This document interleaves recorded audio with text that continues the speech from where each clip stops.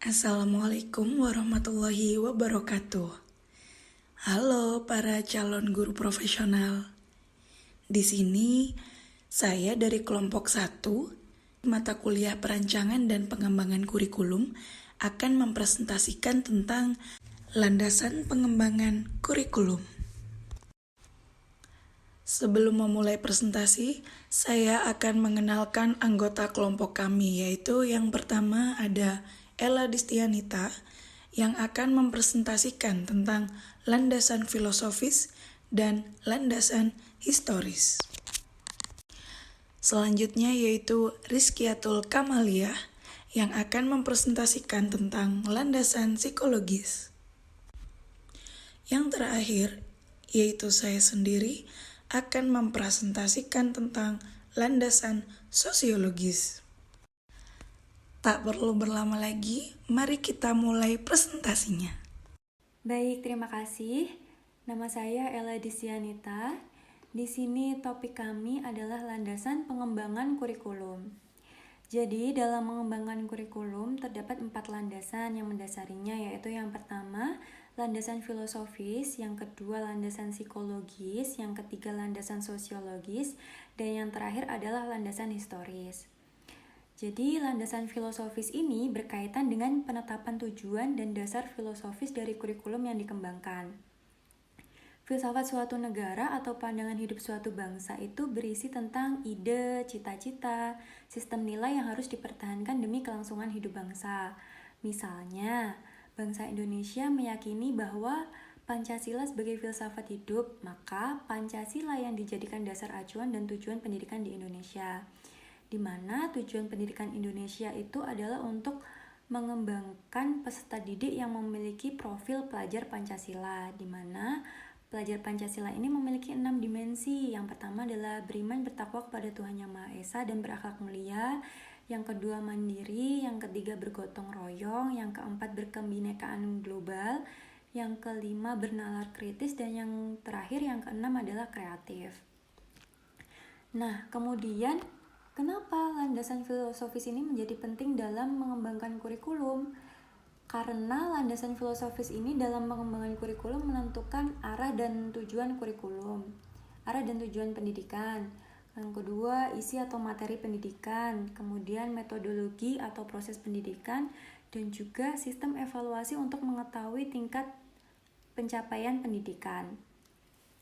Nah, kemudian implikasinya seperti apa? Implikasi dari penerapan landasan filosofis bagi guru, kepala sekolah, pengawas pendidikan, dan para pembuat kebijakan pendidikan yaitu dengan merencanakan, melaksanakan, membina, dan mengembangkan kurikulum didasarkan pada nilai-nilai yang dikandung dalam falsafah bangsa, yaitu Pancasila dan juga perangkat hukum yang ada di bawahnya seperti undang-undang. Nah, dengan demikian diharapkan nanti peserta didik yang dihasilkan itu juga dapat melahirkan manusia yang beriman, bertakwa, berilmu, dan beramal dalam kondisi yang serasi, selaras, dan juga seimbang. Terdapat sejumlah aliran filsafat pendidikan yang dapat dipertimbangkan dalam pengembangan kurikulum. Di antaranya adalah perennialisme, esensialisme, progresivisme, dan yang terakhir yang keempat adalah rekonstruktivisme. Nah, baik, selanjutnya ini sudah kami rangkum dalam sebuah tabel terkait 4 aliran tersebut. Untuk penjelasannya, saya mulai dari perennialisme. Perennialisme ini lebih menekankan pada keabadian, keidealan, kebenaran, dan keindahan daripada warisan budaya dan dampak sosial tertentu. Nah, aliran ini juga merupakan gelombang penolakan atas modernitas di barat yang cenderung kering dari nuansa religius, atau bisa lebih dibilang lebih berorientasi ke masa lalu. Nah, pengetahuan dianggap lebih penting dan kurang memperhatikan kegiatan sehari-hari. Pendidikan yang menganut paham ini lebih menekankan pada kebenaran absolut, kebenaran universal yang tidak terikat pada tempat dan waktu. Yang kedua, kita membahas tentang esensialisme, menekankan pentingnya pewarisan budaya dan pemberian pengetahuan dan keterampilan pada peserta didik agar nantinya menjadi masyarakat yang berguna. Di sini, di paham ini, matematika, sains, dan mata pelajaran lainnya dianggap sebagai dasar-dasar substansi kurikulum yang berharga untuk hidup di masyarakat. Nah, sama halnya dengan perennialisme yang tadi, esensialisme ini juga lebih berorientasi pada masa lalu atau bersifat mempertahankan nilai-nilai. Kemudian kita bahas progresivisme. Progresivisme ini menekankan pada pentingnya melayani perbedaan individual, berpusat pada peserta didik, dan juga variasi pengalaman belajar dan proses. Nah, progresivisme ini merupakan landasan bagi pengembangan belajar peserta didik aktif, di mana peserta didik mulai diikut sertakan dalam pembelajaran. Yang terakhir adalah rekonstruktivisme. Ini merupakan elaborasi lanjut dari aliran progresivisme yang tadi. Nah, pada rekonstruktivisme ini, peradaban manusia masa depan sangat ditekankan. Di samping menekankan tentang perbedaan individual seperti pada progresivisme, rekonstruktivisme ini lebih jauh menekankan tentang pemecahan masalah dan juga cara berpikir kritis. Aliran ini mempertanyakan untuk apa berpikir kritis, bagaimana memecahkan masalah, dan mengapa hal ini terjadi. Nah, penganut aliran ini menekankan pada hasil belajar dari proses belajar. Menekankan hasil belajar daripada proses. Baik, saya akan membahas mengenai landasan psikologis pengembangan kurikulum. Pengembangan kurikulum tentu harus disesuaikan dengan siapa yang melaksanakan proses pembelajaran, bukan apa yang diinginkan oleh si pengembang kurikulum. Subjek yang nantinya membutuhkan proses belajar agar siap untuk menjalani kehidupan di tahap selanjutnya adalah peserta didik. Dengan demikian, kurikulum harus dikembangkan sesuai dengan kebutuhan dari peserta didik. Pada pembahasan ini, saya akan membahas 2 poin. Yang pertama adalah keterkaitan kurikulum dengan psikologi perkembangan dan keterkaitan kurikulum dengan psikologi belajar. Kita menuju keterkaitan kurikulum dengan psikologi perkembangan. Beberapa para ahli telah mengemukakan teori mengenai perkembangan individu. Yang pertama adalah Rousseau. Beliau menyatakan bahwa pendidikan atau lingkungan tidak memengaruhi perkembangan seorang anak. Jadi, seorang anak harus belajar dari pengalaman langsung. Intervensi pendidikan atau campur tangan pendidik tidak terlalu mendominasi perkembangannya. Teori ini berbanding terbalik dengan teori dari John Locke yang menyatakan bahwa pendidikan atau lingkungan sangat memengaruhi perkembangan seorang anak. Jadi, aspek-aspek di luar seperti lingkungan, pendidik, lebih banyak memengaruhi perkembangan seorang anak menjadi individu yang dewasa. Selanjutnya adalah teori dari William Stern yang tidak setuju dengan kedua teori sebelumnya. William Stern menyatakan bahwa potensi adalah kodrat yang dimiliki oleh seorang anak sejak lahir. Namun, potensi ini akan berkembang menjadi lebih baik lagi atau menjadi lebih sempurna berkat pengaruh dari lingkungannya.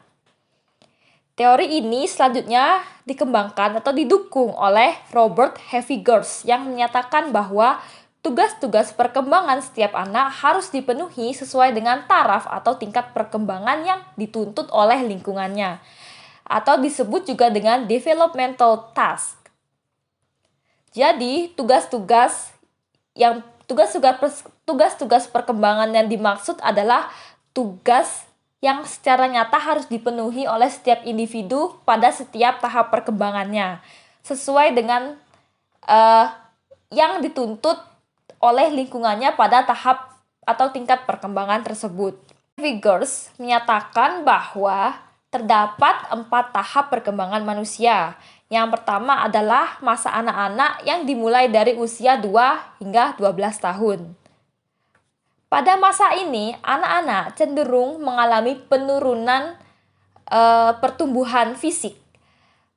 Dan mereka mulai belajar keterampilan dan hal-hal sederhana lainnya. Tugas-tugas perkembangan anak pada tahap ini adalah mempelajari keterampilan fisik yang diperlukan untuk permainan umum, membangun sikap yang sehat terhadap diri sendiri dan lingkungannya yang sedang tumbuh, mulai belajar hal-hal sederhana seperti membaca, menulis, dan berhitung. Selanjutnya adalah masa remaja yang dimulai pada usia 12 hingga 18 tahun. Pada masa ini, anak-anak mulai mengalami pubertas, yakni perubahan fisik dan perangai yang akan mencapai puncaknya pada usia dewasa. Tugas-tugas perkembangan anak atau individu pada tahap ini adalah mereka mulai mencapai hubungan yang lebih matang dengan lingkungannya atau seperti teman sebayanya, mulai mencapai peran sosial di lingkungannya, mulai menerima keadaan fisiknya yang berubah, mengembangkan perilaku sosial yang bertanggung jawab, dan mulai mencapai kemandirian emosional dari orang tua atau orang dewasa di sekitarnya. Yang ketiga adalah masa dewasa yang dimulai dari umur 18 hingga 40 tahun. Pada tahap perkembangan ini, seorang manusia mulai mendapatkan tanggung jawab yang lebih besar dari masa perkembangan sebelumnya, seperti mulai bekerja, mulai memilih pasangan untuk berumah tangga, belajar hidup mandiri, membina keluarga, dan mengasuh anak. Yang terakhir adalah masa tua dan masa lanjut usia, yakni pada usia 40 hingga 60 tahun dan 60 tahun ke atas. Pada masa ini, manusia mulai menyesuaikan diri dengan menurunnya kekuatan serta kesehatan yang dimilikinya, serta mulai menyesuaikan diri juga dengan orang-orang seusianya, seperti itu. Melalui teori yang telah saya jelaskan di atas dan tahap perkembangan individu yang telah saya jelaskan juga, pandangan tentang anak sebagai makhluk yang unik sangat berpengaruh terhadap pengembangan kurikulum pendidikan. Setiap anak merupakan pribadi tersendiri yang memiliki perbedaan di samping persamaannya. Implikasi dari hal tersebut terhadap pengembangan kurikulum dapat dilihat sebagai berikut. Setiap anak diberi kesempatan untuk berkembang sesuai dengan bakat, minat, dan kebutuhannya. Yang kedua, kurikulum menyediakan pembelajaran pilihan yang sesuai dengan minat anak selain pembelajaran umum yang bersifat inti. Yang ketiga, kurikulum juga menyediakan bahan ajar yang bersifat akademik selain yang bersifat kejuruan. Yang terakhir, kurikulum juga perlu memuat tujuan-tujuan yang mengandung pengetahuan, nilai atau sikap, dan keterampilan yang menggambarkan keseluruhan pribadi yang utuh, lahir dan batin dari seorang anak atau individu. Oke, selanjutnya, implikasi lain dari pengetahuan tentang anak terhadap proses pembelajaran atau actual curriculum dapat diuraikan sebagai berikut. Yang pertama, dari tujuan pembelajaran. Tujuan pembelajaran yang dirumuskan secara operasional selalu berpusat kepada perubahan tingkah laku dari peserta didik. Yang kedua, bahan dan materi. Bahan dan materi yang diberikan harus sesuai dengan kebutuhan, minat, dan perhatian dari anak. Dan diusahakan bahan atau materi tersebut harus mudah diterima oleh anak pada tahap perkembangannya masing-masing. Yang ketiga, strategi belajar mengajar. Strategi belajar mengajar yang digunakan juga harus sesuai dengan taraf perkembangan anak. Media yang dipakai juga sebaiknya harus dapat menarik perhatian serta minat anak pada tahap perkembangannya masing-masing.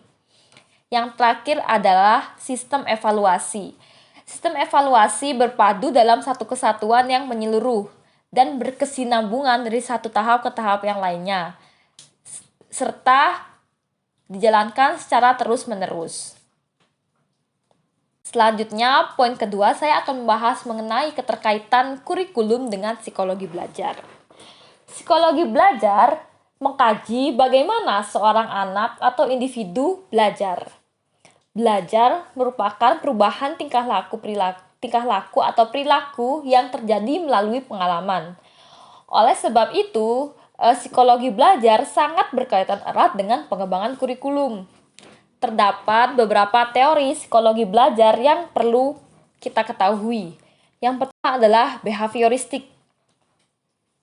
Teori ini menyatakan bahwa proses belajar terjadi apabila tingkah laku anak sudah berubah. Jika anak belum merespon, maka tingkah lakunya tidak berubah, sehingga proses tersebut tidak dapat dikatakan sebagai belajar. Dengan demikian, proses belajar atau proses pembelajaran diartikan sebagai stimulus respon atau aksi reaksi. Teori yang kedua adalah teori kognitif. Teori ini menyatakan bahwa belajar merupakan perubahan persepsi atau pemahaman yang tidak harus ditunjukkan dalam bentuk perubahan tingkah laku atau sikap yang dapat diamati. Belajar dalam teori ini adalah suatu aktivitas yang berkaitan dengan penataan informasi, reorganisasi perseptual, dan proses internal.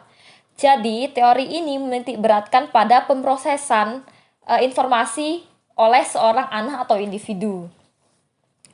Setiap individu atau anak memiliki pengalaman dan pengetahuan yang berbeda-beda. Pengetahuan atau pengalaman tersebut tertata rapi dalam bentuk struktur kognitif di dalam pikirannya. Pengalaman dan pengetahuan inilah yang membuat kegiatan pembelajaran akan berjalan dengan baik. Yang ketiga adalah teori humanistik. Teori ini disebut juga dengan memanusiakan manusia. Teori ini lebih cenderung melihat perkembangan pengetahuan dari sisi kepribadian manusia. Tujuan dari teori humanistik adalah untuk membangun kepribadian murid dengan melakukan kegiatan-kegiatan positif. Yang ketiga adalah teori humanistik. Teori ini disebut juga dengan memanusiakan manusia. Teori ini lebih cenderung melihat perkembangan pengetahuan dari sisi kepribadian manusia. Tujuan dari teori humanistik adalah untuk membangun kepribadian murid dengan melakukan kegiatan-kegiatan positif. Baik, terima kasih. Masih semangat ya calon guru profesional? Baik, sekarang saya akan mempresentasikan tentang landasan sosiologis. Jadi, apakah itu landasan sosiologis? Landasan sosiologis adalah asumsi-asumsi yang berasal dari sosiologis yang dijadikan pokok kesepakatan dalam pengembangan kurikulum. Sosiologis. Apa sih sosiologis itu? Jadi, sosiologis itu mencakup budaya, adat istiadat, tradisi, kebiasaan, ide-ide, kepercayaan, dan nilai-nilai yang tumbuh dalam lingkungan peserta didik, yang mana semua berkaitan dengan masyarakat. Dalam landasan sosiologis, memiliki beberapa pertimbangan yang menjadi landasan perkembangan kurikulum. Artinya adalah, dalam perkembangan kurikulum, kita tidak hanya menginginkan siswa kita memiliki nilai baik di kelas, namun juga kita ingin siswa kita juga bermanfaat ketika sudah bermasyarakat. Adapun pertimbangan yang pertama yaitu mempelajari dan memahami kebutuhan masyarakat. Dalam pertimbangan ini, pendidikan berfungsi untuk memenuhi kebutuhan masyarakat. Oleh karena itu, kurikulum harus berdasarkan kebutuhan masyarakat dan diarahkan untuk memenuhi kebutuhan tersebut. Kurikulum yang demikian adalah kurikulum yang relevan dengan masyarakat. Apabila kebutuhan masyarakat dianalisis, hal ini akan sangat membantu para penyusun kurikulum dalam merumuskan masalah masyarakat yang terkait dalam pemilihan dan penyusunan bahan-bahan dan pengalaman kurikuler, yaitu menganalisis budaya masyarakat tempat sekolah berada. Dalam pertimbangan ini, aspek sosiologis adalah yang berkenaan dengan kondisi sosial masyarakat yang sangat beragam, seperti masyarakat industri, pertanian, nelayan, dan sebagainya. Pendidikan di sekolah pada dasarnya bertujuan mendidik anggota masyarakat agar dapat hidup berintegrasi, berinteraksi, dan beradaptasi dengan anggota masyarakat lainnya serta meningkatkan kualitas hidupnya sebagai makhluk berbudaya. Hal ini membawa implikasi bahwa kurikulum sebagai salah satu alat untuk mencapai tujuan pendidikan harus bermuatan kebudayaan yang bersifat umum seperti nilai-nilai, sikap-sikap, pengetahuan, dan kecakapan, yaitu menganalisis kekuatan serta potensi daerah, menganalisis syarat dan tuntutan tenaga kerja, dan pertimbangan terakhir yaitu menginterpretasi kebutuhan individu dalam kerangka kepentingan masyarakat. Lalu mengapa sih landasan sosiologis itu penting? Sejatinya, peserta dididik oleh pendidikan untuk disiapkan kembali ke masyarakatnya. Karena itu, sudah sewajarnya kalau pendidikan memerhatikan aspirasi masyarakat dan pendidikan mesti memberi jawaban atas tekanan-tekanan yang datang dari kekuatan sosio, politik, ekonomi yang dominan. Sementara dengan adanya landasan sosiologis, pengembangan kurikulum yang merujuk pada asas kemasyarakatan dan juga kebutuhan masyarakat membuat pendidikan lebih bermakna. Harapannya, dengan adanya landasan sosiologis, pendidikan akan mampu menjawab tantangan masyarakat, membekali peserta didik untuk setia pada norma atau etika di masyarakat, dan sekaligus mampu menjadi agent of change untuk meningkatkan kualitas hidup masyarakatnya. Selanjutnya kembali lagi dengan saya Ella Disyanita. Di sini saya akan menjelaskan tentang landasan historis. Seperti yang kita ketahui bahwa pendidikan masa kini tidak terwujud begitu saja secara tiba-tiba, melainkan merupakan kesinambungan dari pendidikan masa lampau.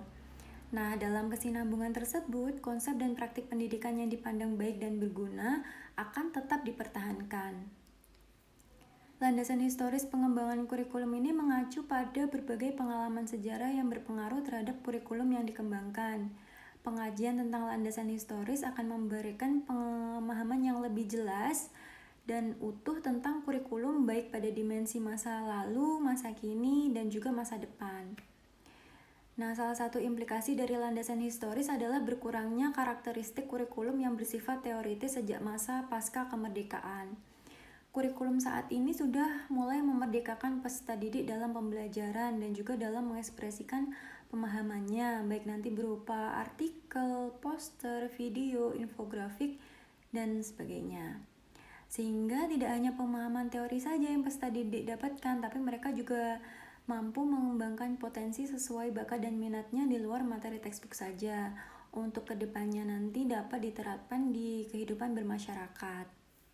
Nah, oleh karena itu, kenapa landasan historis ini menjadi penting dalam pengembangan kurikulum? Ya karena dengan landasan historis tersebut, pengembang kurikulum akan dapat menghindari kesalahan yang pernah terjadi pada masa lampau dan juga dapat memberi pemahaman lebih tentang hal-hal futuristik yang harus diakomodasi dalam pengembangan kurikulum seiring dengan berkembangnya zaman. Seperti itu.